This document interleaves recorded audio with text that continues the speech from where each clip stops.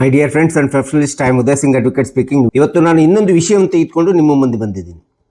ಇವತ್ತು ನಾನು ಆಯ್ಕೆ ಮಾಡಿಕೊಂಡಿರ್ತಕ್ಕಂಥ ವಿಷಯ ಅಂತಂದರೆ ಲಿಫ್ಟ್ಗಳ ಸುರಕ್ಷತೆ ಮತ್ತು ಅಪಘಾತದ ಹೊಣೆಗಾರಿಕೆ ಬಗ್ಗೆ ಸರ್ವೋಚ್ಚ ನ್ಯಾಯಾಲಯ ಒಂದು ಲ್ಯಾಂಡ್ಮಾರ್ಕ್ ಜಡ್ಜ್ಮೆಂಟ್ ಅನ್ನು ಕೊಟ್ಟಿದೆ. ಸೊ ಈ ಒಂದು ಜಡ್ಜ್ಮೆಂಟ್ ಬಗ್ಗೆ ಈ ವಿಡಿಯೋ ಮೂಲಕ ನಾನು ತಿಳಿಸಲಿಕ್ಕೆ ಇಷ್ಟಪಡ್ತಾ ಇದ್ದೀನಿ.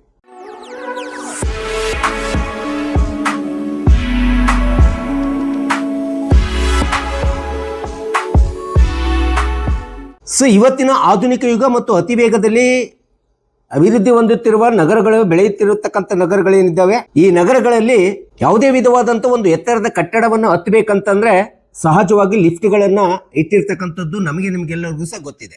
ಸೊ ಈ ಒಂದು ಎತ್ತರದ ಕಟ್ಟಡಗಳನ್ನ ಹತ್ತುವಂತ ಸಂದರ್ಭದೊಳಗಡೆ ಲಿಫ್ಟ್ ಎಂಬತಕ್ಕಂಥದ್ದು ಈ ನಾಗರಿಕರಿಗೆ ಅಥವಾ ಜನರಿಗೆ ಒಂದು ಅತಿ ಅಗತ್ಯವಾಗಿರ್ತಕ್ಕಂಥ ಒಂದು ಅಂಶ ಅಥವಾ ವಸ್ತು ಆಗಿರ್ತಕ್ಕಂಥದ್ದು ನಾವು ನೋಡ್ತಾ ಇದ್ದೀವಿ.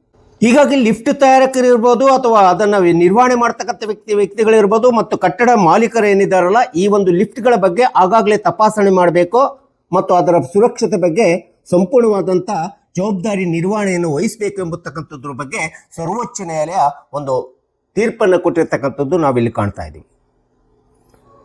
ಈ ತೀರ್ಪು ಬಂದಿರತಕ್ಕಂಥದ್ದು 37/2026 ಬಂದಿದೆ.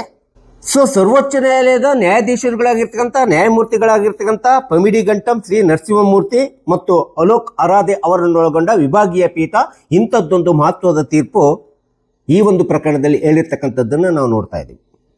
ಸೊ ಯಾವುದೇ ಒಂದು ಕಟ್ಟಡವನ್ನು ಹತ್ತಬೇಕಾದ್ರೆ ಏನು ಲಿಫ್ಟನ್ನು ಉಪಯೋಗಿಸ್ತಿದ್ದಾರೆ ನಗರಗಳಲ್ಲಿ, ಪಟ್ಟಣಗಳಲ್ಲಿ, ಇಂಥ ಒಂದು ಲಿಫ್ಟನ್ನು ಉಪಯೋಗಿಸತಕ್ಕಂಥ ಲಿಫ್ಟನ್ನು ಕಾಮನ್ ಕ್ಯಾರೇಜ್ ಅಂತೇಳಿ ಪರಿಗಣಿಸಿದೆ. ಆ ಕಾಮನ್ ಕ್ಯಾರೇಜ್ ಅಂತಂದ್ರೆ ಯಾವ ರೀತಿ ನಾವು ಬಸ್ಸು, ರೈಲು ಮತ್ತು ವಿಮಾನ ಇಂಥ ಒಂದು ಸಾಮಾನ್ಯ ಸಾರಿಗೆ ಅಂತೇಳಿ ಈ ಲಿಫ್ಟ್ ಅನ್ನು ಸಹ ಸುಪ್ರೀಂ ಕೋರ್ಟ್ ಕನ್ಸಿಡರೇಷನ್ ಮಾಡಿರ್ತಕ್ಕಂಥದ್ದನ್ನ ನಾವು ನೋಡ್ತಿದ್ವಿ. ಇದನ್ನ ನಾವು ಕಾಮನ್ ಕ್ಯಾರೀಸ್ ಅಂತೇಳಿ ಕ್ಯಾರಿಯರ್ಸ್ ಅಂತೇಳಿ ನಾವು ಕರಿತಾ ಇದ್ವಿ. ಯಾಕಂದ್ರೆ ಲಿಫ್ಟಿನ ಮೂಲಕ ಕಟ್ಟಡಗಳನ್ನು ಹತ್ತುವಂತ ಸಂದರ್ಭದಲ್ಲಿ ಅಲ್ಲಿ ಲಿಫ್ಟಿನೊಳಗೆ ಹೋಗುವಂತ ಪ್ರಯಾಣಿಕರೇನಿದೆ ಅವರಿಗೆ ಆ ಒಂದು ಲಿಫ್ಟಿನ ಬಗ್ಗೆ ಯಾವುದೇ ವಿಧವಾದಂತ ಆ ಲಿಫ್ಟಿನ ತಾಂತ್ರಿಕತೆ ಬಗ್ಗೆ ಗೊತ್ತಿರೋದಿಲ್ಲ. ಅದರ ಒಂದು ಕಾರ್ಯಾಚರಣೆ ಹೇಗೆ ನಿರ್ವಹಣೆ ಮಾಡಬೇಕೆಂಬತ್ತು ಕೆಲವೊಂದು ಸಂದರ್ಭದಲ್ಲಿ ಗೊತ್ತಿರೋದಿಲ್ಲ. ಮತ್ತು ಒಟ್ಟಾರೆ ಹೇಳ್ಬೇಕಂದ್ರೆ ಲಿಫ್ಟಿನ ಸಂಪೂರ್ಣವಾದಂಥ ಯಾವುದೇ ವಿಧವಾದಂಥ ಜ್ಞಾನ ಪ್ರಯಾಣಿಕರಿಗೆ ಇರೋದಿಲ್ಲ ಎಂಬತಕ್ಕಂಥದ್ದು ನಮ್ಗೆಲ್ಲರಿಗೂ ಸಹ ತಿಳಿದಂಥ ವಿಷಯ.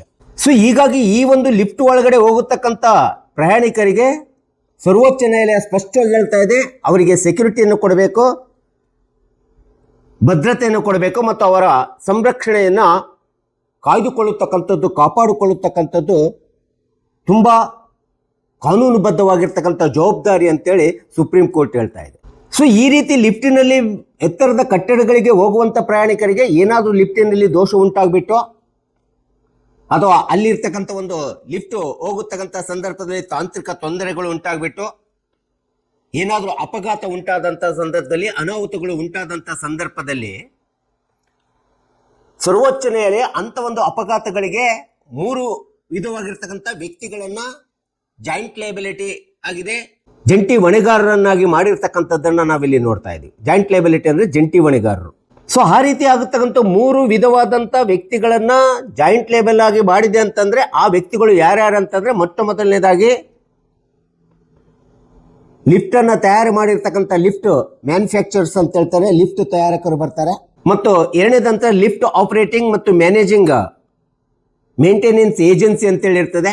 ಲಿಫ್ಟ್ ಅನ್ನ ನಿರ್ವಹಣೆ ಮಾಡುವಂತ ಮತ್ತು ಅದನ್ನು ಆಪರೇಟ್ ಮಾಡತಕ್ಕಂಥ ಏಜೆನ್ಸಿ ಏನಿದೆ ಅದು ಸಹ ಜವಾಬ್ದಾರಿ ಆಗ್ತದೆ. ಇನ್ನು ಮೂರನೇದಂತಂದ್ರೆ ಕಟ್ಟಡದ ಓನರ್ ಅಂತ ಹೇಳ್ತೀವಿ, ಬಿಲ್ಡಿಂಗ್ ಓನರ್ ಇರ್ಬೋದು ಅಥವಾ ಬಿಲ್ಡಿಂಗ್ನ ಮಾಲೀಕರೇನಿದ್ದಾರೆ ಮತ್ತು ಅದನ್ನು ನಿರ್ವಹಣೆ ಮಾಡತಕ್ಕಂಥ ಆಡಳಿತ ಮಂಡಳಿಯು ಸಹ ಇದಕ್ಕೆ ಸಂಪೂರ್ಣವಾಗಿರ್ತಕ್ಕಂಥ ಜವಾಬ್ದಾರಿ ಆಗ್ತದೆ ಅಂತೇಳಿ ಸುಪ್ರೀಂ ಕೋರ್ಟ್ ಹೇಳ್ತಾ ಇದೆ.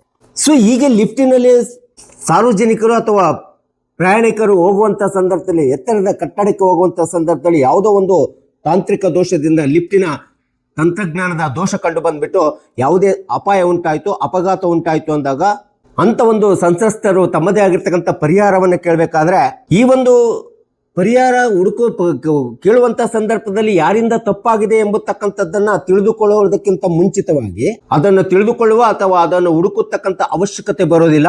ಈ ಮೇಲೆ ಹೇಳಿರ್ತಕ್ಕಂಥ ಜಾಯಿಂಟ್ ಲಯಬಿಲಿಟಿ ಅಂತೇನಿದೆ, ಜಂಟಿ ಹೊಣೆಗಾರರು ಜವಾಬ್ದಾರರಂತೇನೆ ಹೇಳಿದ್ದಾರೆ, ಅದು ಲಿಫ್ಟ್ ತಯಾರಕರು ಇರ್ಬೋದು, ಲಿಫ್ಟಿನ ನಿರ್ವಹಣೆ ಮಾಡ್ತಕ್ಕಂಥ ಇರ್ಬೋದು, ಅಥವಾ ಕಟ್ಟಡದ ಮಾಲೀಕನಿರ್ಬೋದು, ಅದಕ್ಕೆ ಸಂಬಂಧಪಟ್ಟಂತೆ ಯಾವುದೇ ವಿಧವಾದಂಥ ಆಡಳಿತಾತ್ಮಕ ಮಂಡಳಿ ಇರ್ಬೋದು.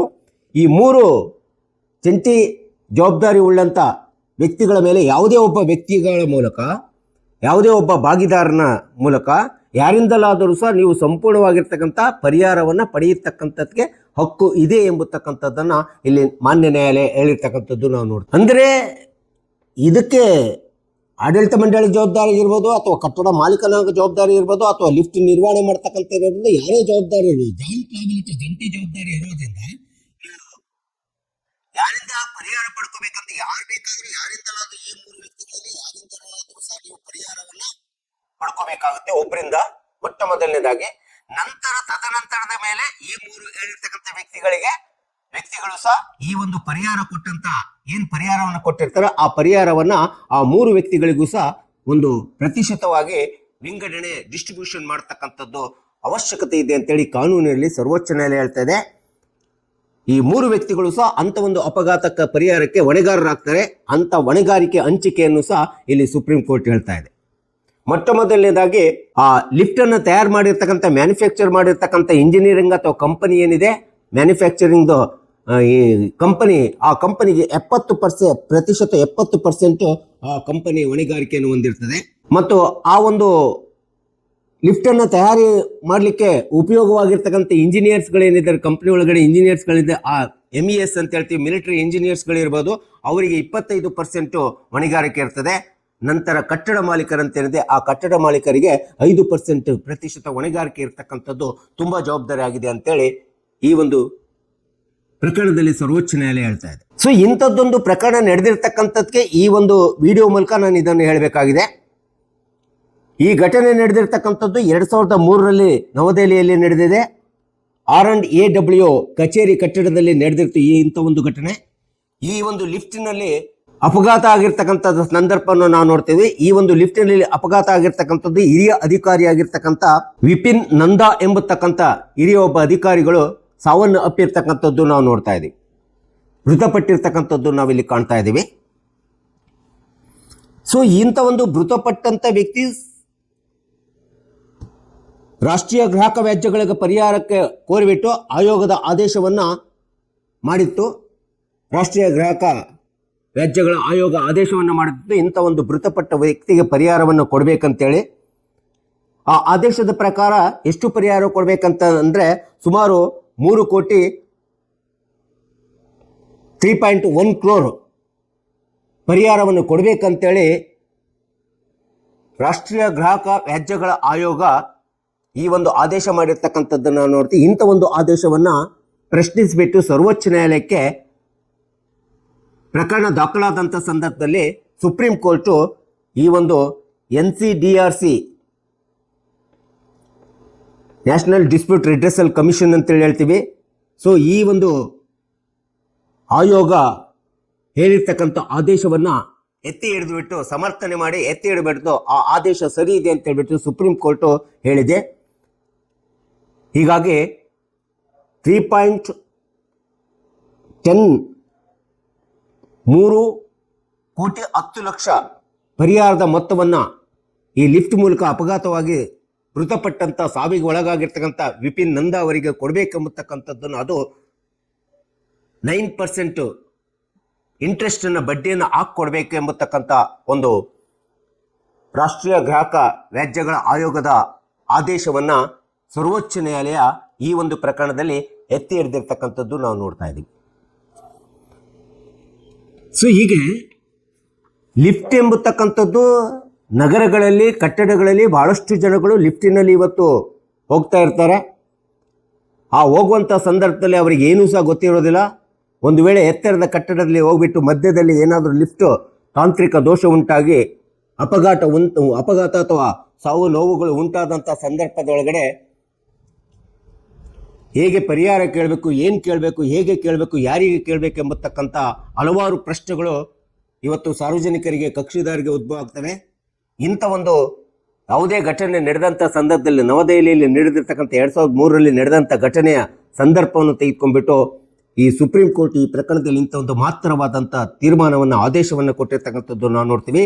ಹೀಗಾಗಿ ಈ ಒಂದು ಸುಪ್ರೀಂ ಕೋರ್ಟಿನ ತೀರ್ಪನ್ನು ಕಕ್ಷಿದಾರರು ಸಾರ್ವಜನಿಕರು ತಿಳ್ಕೊಂಡ್ಬಿಟ್ಟು ಇಂಥ ಒಂದು ಸಂದರ್ಭ ಉಂಟಾದಾಗ ಈ ಒಂದು ಪ್ರಕರಣದ ಒಂದು ವಿಷಯವನ್ನು ಇಟ್ಕೊಂಡ್ಬಿಟ್ಟು ನೀವು ಪರಿಹಾರ ಕ್ಲೈಮ್ ಮಾಡಲಿಕ್ಕೆ ಅವಕಾಶ ಇದೆ ಎಂಬತಕ್ಕಂಥದ್ದನ್ನು ಗೊತ್ತಾಗಲಿ ಎಂಬತಕ್ಕಂಥ ಹಿನ್ನೆಲೆಯನ್ನು ಇಟ್ಕೊಂಡು ನಾನು ಈ ವಿಡಿಯೋನ ಮಾಡಿದ್ದೀನಿ. ದಯವಿಟ್ಟು ನನ್ನ ವಿಡಿಯೋ ಇಷ್ಟ ಆಗಿದ್ದರೆ ಶೇರ್ ಮಾಡಿ, ಲೈಕ್ ಮಾಡಿ, ಕಮೆಂಟ್ ಮಾಡಿ ಮತ್ತು ನನ್ನ ಚಾನಲ್ಗೆ ಇನ್ನೂ ಯಾರೇ ಸಬ್ಸ್ಕ್ರೈಬ್ ಆಗಿಲ್ಲ ನೀವೆಲ್ಲರೂ ಸಬ್ಸ್ಕ್ರೈಬ್ ಆಗಬೇಕಂತ ಕೇಳ್ಕೊಳ್ತಾ ಇವತ್ತಿನ ವಿಷಯಕ್ಕೆ ವಿರಾಮವನ್ನು ಹೇಳ್ತೀನಿ. ನಾನು ಇನ್ನೊಂದು ವಿಷಯವನ್ನು ತೆಗೆದುಕೊಂಡು ನಿಮ್ಮ ಮುಂದೆ ಬರ್ತೀನಿ. ಜೈ ಹಿಂದ್, ಜೈ ಕರ್ನಾಟಕ.